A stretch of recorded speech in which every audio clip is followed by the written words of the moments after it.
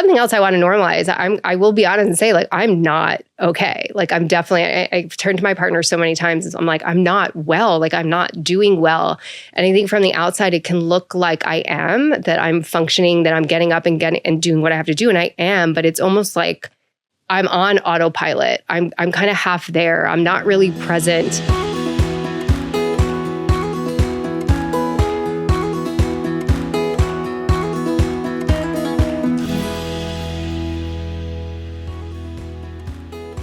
If you guys are like me and wanting to be more mindful about what's in your products, how many toxins are in your products, and making sure that you're putting good things on your skin and into your body, I highly recommend Osea.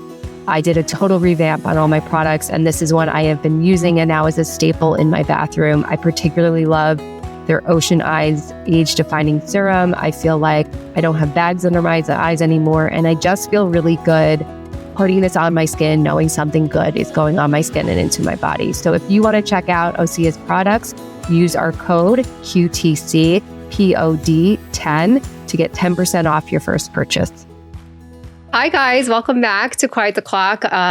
If you haven't noticed, I'm solo here. I don't have a guest. This is the first time I'm recording a solo episode in the studio. I usually do those virtually. So a little different to be just sitting here by myself talking to the camera. Actually, season 1, I did do these in the very beginning, which is so crazy because we're about to hit 2 years of doing Quiet the Clock. And instantly it brings me back to doing the very first episodes. Oh my gosh, I'm having flashbacks right now of sitting in my home office with all the cameras, all the lights, like so new to me. I was so nervous. I had like the first 3 solo episodes totally scripted out. I haven't scripted anything for today, so it's a little bit different. But wow, it's been such a journey. Yeah, we're about to celebrate 2 years of Quiet the Clock. We hit our 100th episode, or we're about to hit our 100th episode. And it's been really a time of reflection for me of what this has meant, what this experience has been like, how amazing it's been to connect with all the guests and all the stories. And it's just been such an honor to be here and do this. Our community has grown, our reach has grown. So I thought I'd use this episode to just kind of reintroduce myself, share more about me, share more about why I'm doing this podcast, the vision for the podcast as we move forward. So for all those that have been listening, I also want to give an update about where I am in life. I believe this episode will drop on my 44th birthday, which is so wild to say, and trying to wrap my head around and conceptualize what it means to be 44 is something I haven't processed yet. I don't know how I feel about that. It's so interesting when we think about, I know being younger, I was like, oh my God, 40 is ancient and that person's so old. And now here I am. And I'm like, I don't know what you're supposed to feel like at 44. Maybe that's the idea of the podcast, is to dismantle any idea of what 44 should mean or 40s.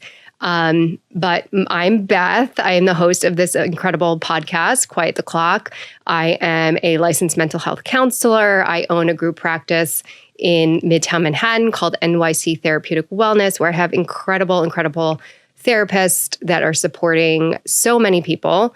And I'm the host of this podcast. And the reason I am doing this podcast and why I feel so passionate about this project and this work is there are so many unhelpful narratives out there. There's so much pressure on all of us about what we should be doing, by when we should be doing things. And I live this personally as someone who didn't partner up till I was 34, who froze their eggs at 37, had their first son at 44, and is trying for their first son at 40. I said 44. Trying for my second at 44. And I kept feeling this in my personal life, and I kept seeing these stories and narratives coming up in my work with the clients I would meet with, and just feeling all the same anxiety, sadness, comparison about, not being partnered up, not being a mother yet, not being a father yet, whatever it was. And I will say a lot of it majority of it was females coming to me, feeling these things, feeling the same things that I was feeling. But I do feel like men feel them too. And we continue to try to get male guests on here to learn their perspective about things. And so this is something I've been really passionate about. And like I said, been working on for 2 years. So many exciting things to come. We have a lot of great guests coming up for our upcoming seasons, and we're going to dive deeper into even more topics. And as my journey unfolds, it's kind of guiding the type of guests I want to be having on here. And so I guess that brings me to updating you all on where I am. 2024 was really difficult for me, and I've shared some of that on the podcast here. I will say I am not someone that shares things as they happen in real time. I admire and give so much credit and to women that are on there kind of sharing their fertility journeys in real time.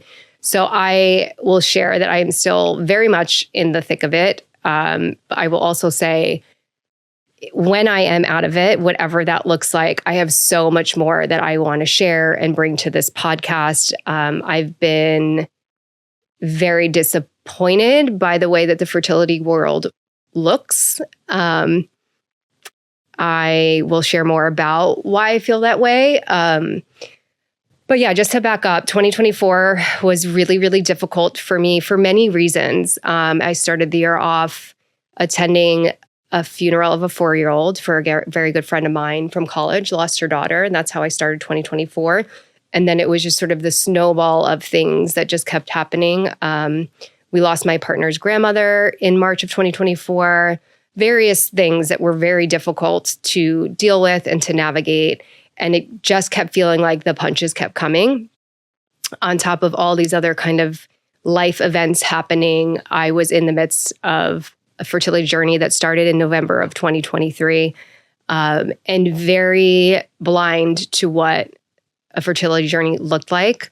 I was very fortunate to get pregnant very easily with my first son. So that set the expectation of what this next journey would be like. And one question I get asked a lot is, why did we just jump to IVF? So I froze my eggs at 37, had my son naturally at 40. And then when we were thinking about having a second, which is a separate conversation in itself, because I've also shared on here that, it took my partner and I a long time to get aligned on children and took us time to get aligned on a second child. But when we finally aligned on that and we started down that path, it never occurred to me to try naturally. And I think that was because of all the narratives that are out there about our age. And even as I'm someone doing the work to debunk all those narratives, to push back on those narratives, they're still kind of ingrained and they're still there. So I think, again, I get that question a lot. Is like, did you think to try naturally, or why did you go right to IVF? And I guess my answer to that is it didn't occur to me to try naturally. I was 42 at the time. I just felt like I had these eggs.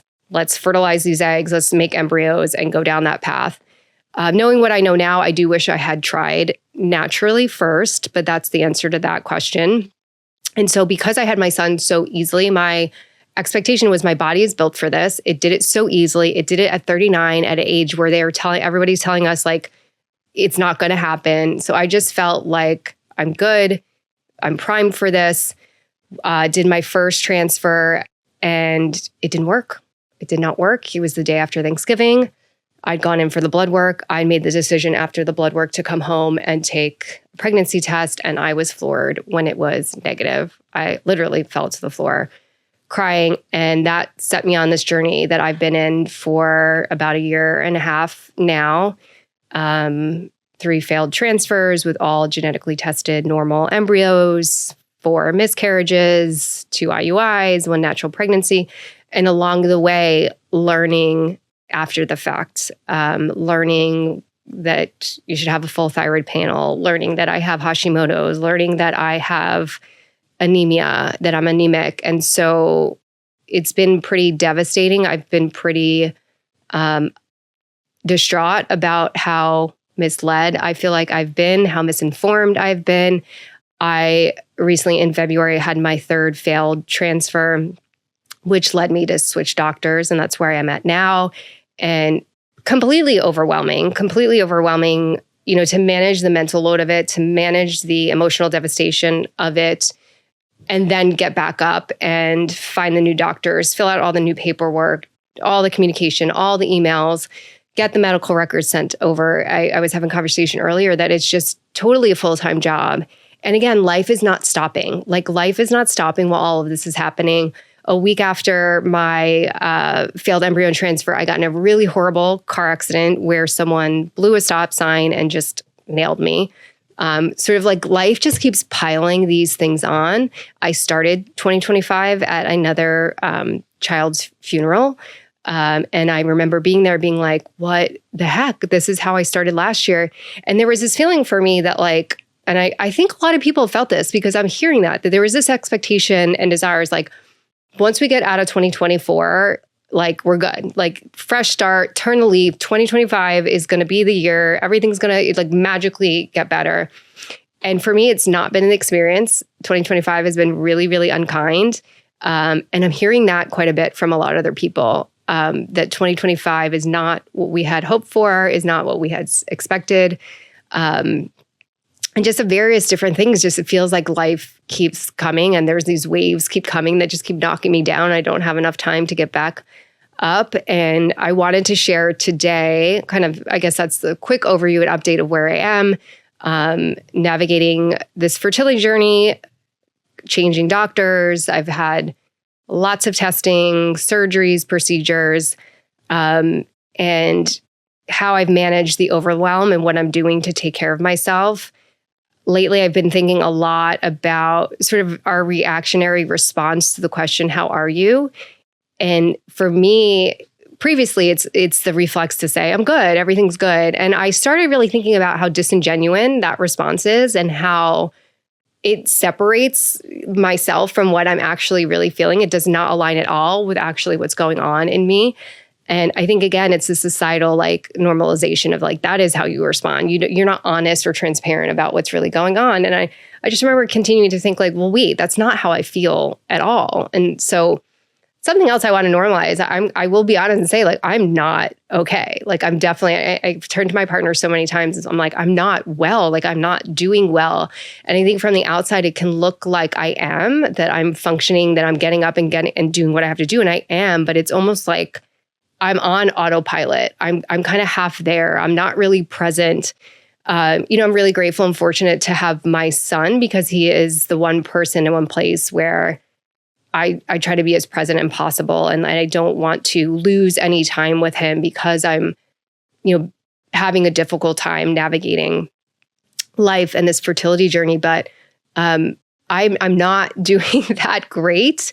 And it's been really, really difficult. And, recently I hit a low like I've never hit before. And it surprised me. I mean, I haven't felt great in a while, but I think I was still able to, get up and do what I have to do and show up at work and show up for my son and show up for my family.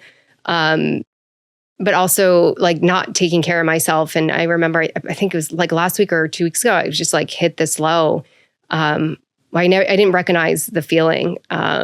And it kind of shook me in a way of like, I have to do something about this. And as somebody that is always the helper, it's my profession. It's sort of where I root myself even personally with my friends, like the listener, the helper, the supporter, the giver.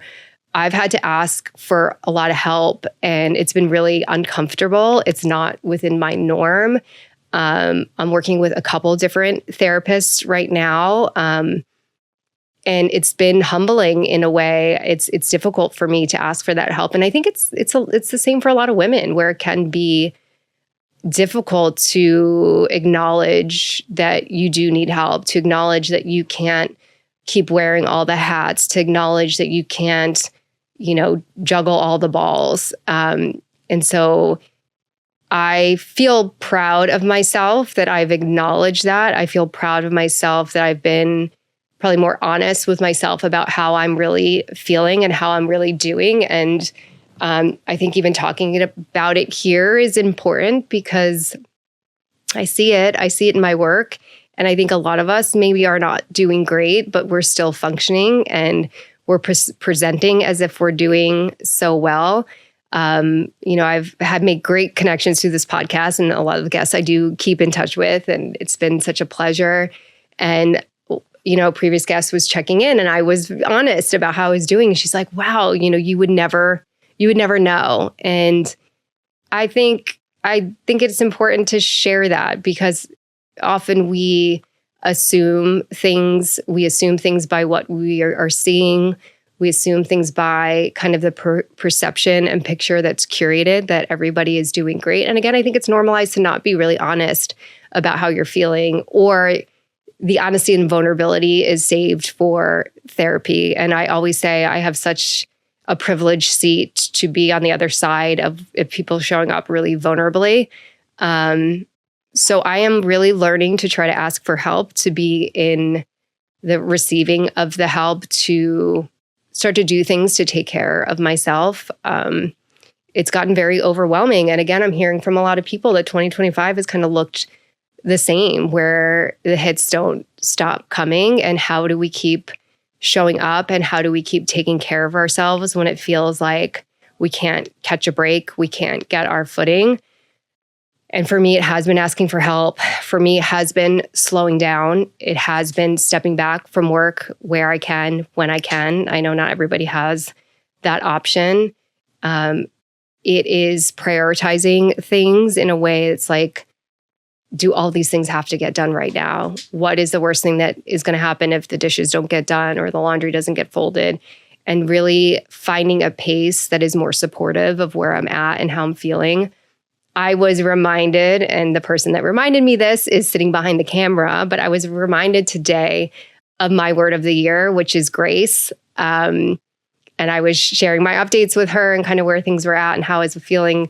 And she reminded me, she's like, your word is grace for this year. And it was such a nice reminder, because it's easy to forget to give ourselves grace, to be compassionate, to not feel the pressure to keep going and keep doing and getting up. And I think there is just this, resiliency is great in a lot of ways, but I think in other ways it can be really harmful in the ways that we celebrate resiliency.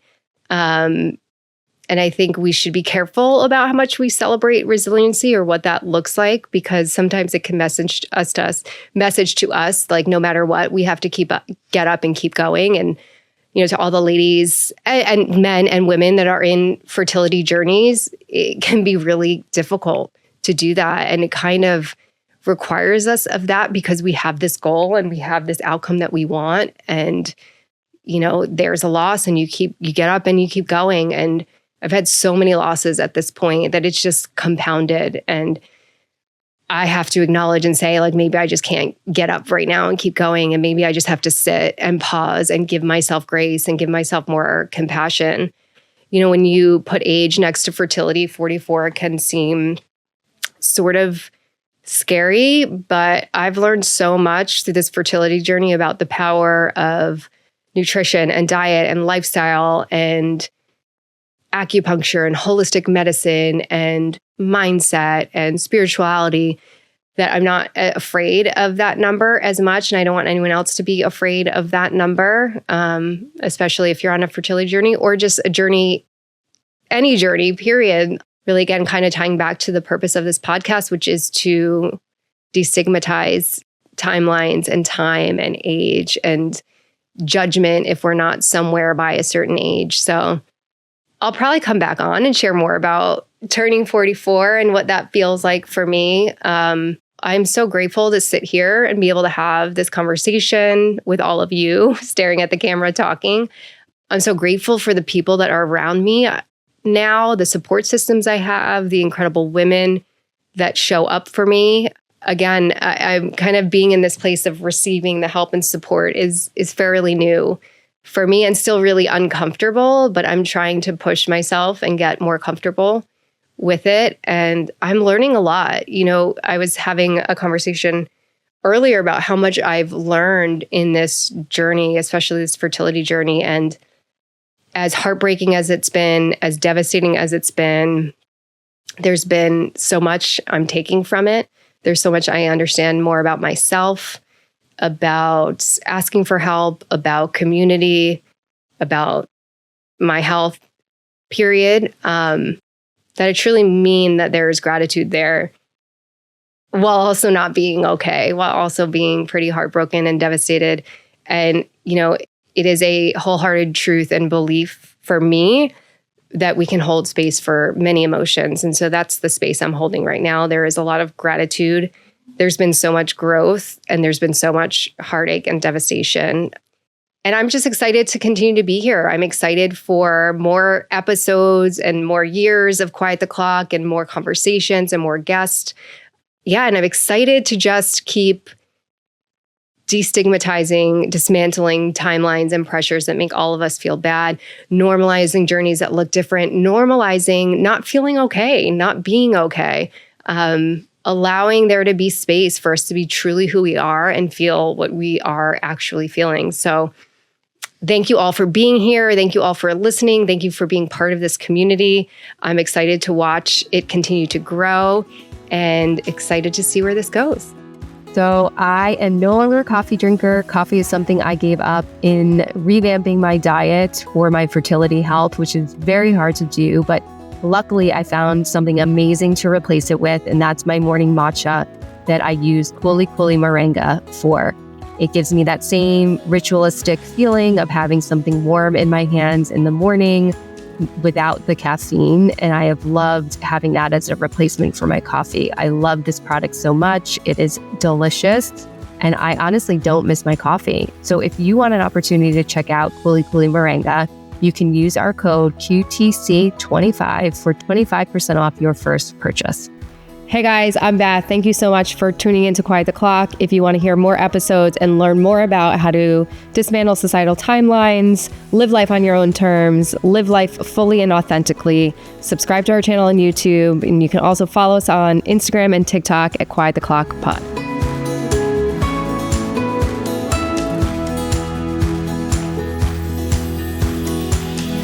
You guys, I'm really excited. We just created all this amazing merch. And so if you're loving the podcast and you want to support our cause and continue to hear amazing episodes, please support us by buying some merch. I am living in these sweatshirts every day.